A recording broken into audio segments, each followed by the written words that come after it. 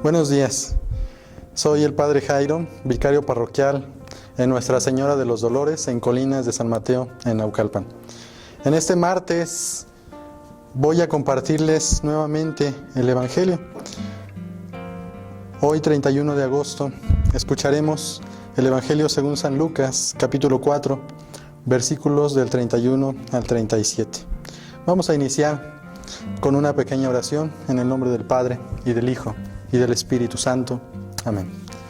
Te suplicamos, oh Padre, que el Espíritu Paráclito que de ti procede, ilumine nuestra mente y nuestro corazón, y nos conduzca hacia la verdad plena, tal y como nos la reveló tu Hijo Jesucristo, que vive y reina por los siglos de los siglos. Amén.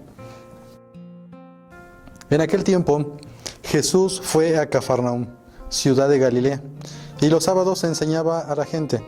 Todos estaban asombrados de sus enseñanzas, porque hablaba como quien tiene autoridad. Había en la sinagoga un hombre que tenía un demonio inmundo, y se puso a gritar muy fuerte: «Déjanos, ¿por qué te metes con nosotros, Jesús de Nazaret? ¿Has venido a destruirnos? Sé que tú eres el Santo de Dios». Pero Jesús le ordenó: «Cállate y sal de este hombre».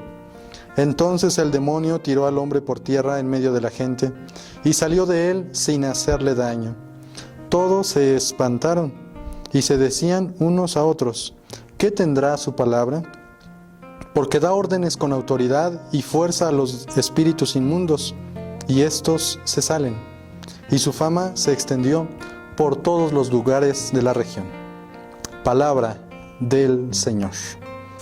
Queridos hermanos, este relato pretende mostrar el sentido de la autoridad de Jesús y su victoria sobre las fuerzas de lo demoníaco.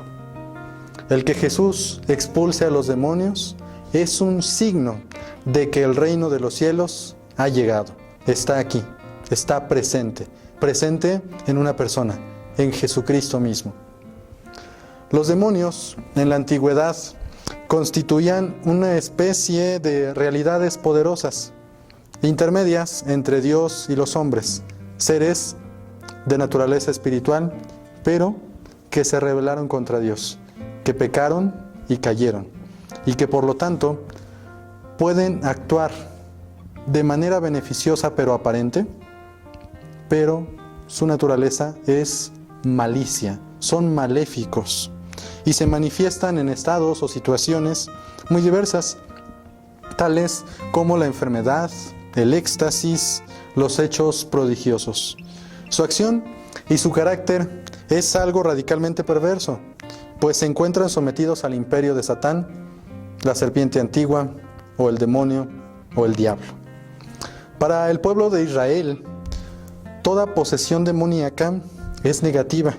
Los demonios de la tierra se encuentran sometidos a Satán, su líder, su jefe, y tientan a los hombres, los acusan ante Dios y los pervierten.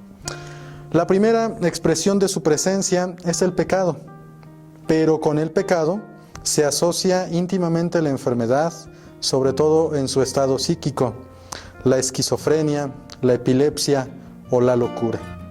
Satanás siempre busca un disfraz para actuar, para pervertir, para hacer daño, para apartarnos de Dios. En el fondo, todo lo que destruye al hombre en su unidad de vida personal, humana y religiosa, se viene a mostrar como efecto de un influjo demoníaco. Por supuesto, sabiendo que nosotros no podemos echarle la culpa de todo lo que nos pasa. Sí influye, mas no debemos culparlo, pues debemos también asumir nuestras propias responsabilidades, las consecuencias de nuestros actos. Jesús, en el Evangelio que hemos escuchado, se comporta como un exorcista, como alguien que nos libera, como alguien que nos sana, como alguien que nos salva.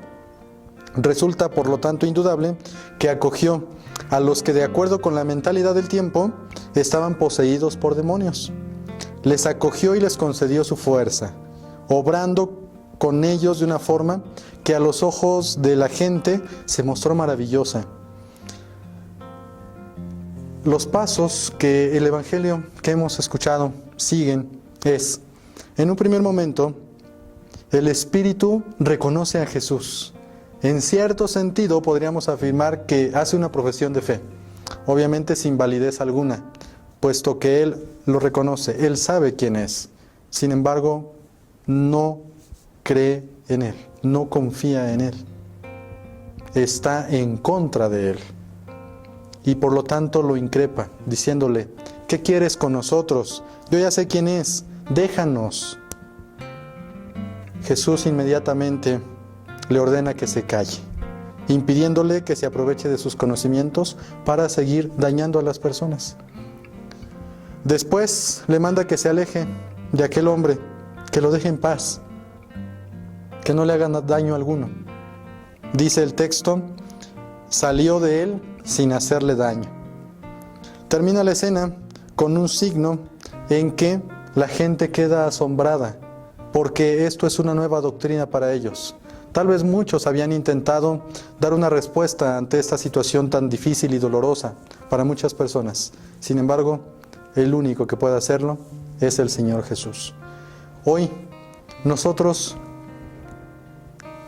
¿a qué estamos sometidos?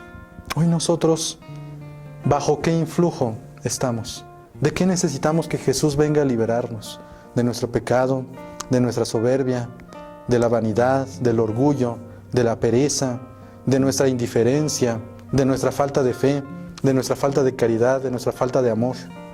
Hoy Jesús quiere liberarnos, pues sus palabras siguen teniendo esa fuerza liberadora que manda a callar nuestros pecados, y por su poder, una palabra suya bastará para sanarnos.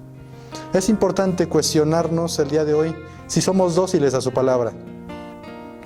¿Qué espíritus inmundos necesito que Jesús calle en mi vida? ¿De qué necesito ser liberado? ¿Soy de los que me sorprendo por cómo actúa Dios en mí? Jesús sigue enseñándonos en cada Eucaristía y nos habla con autoridad en las Escrituras cada día.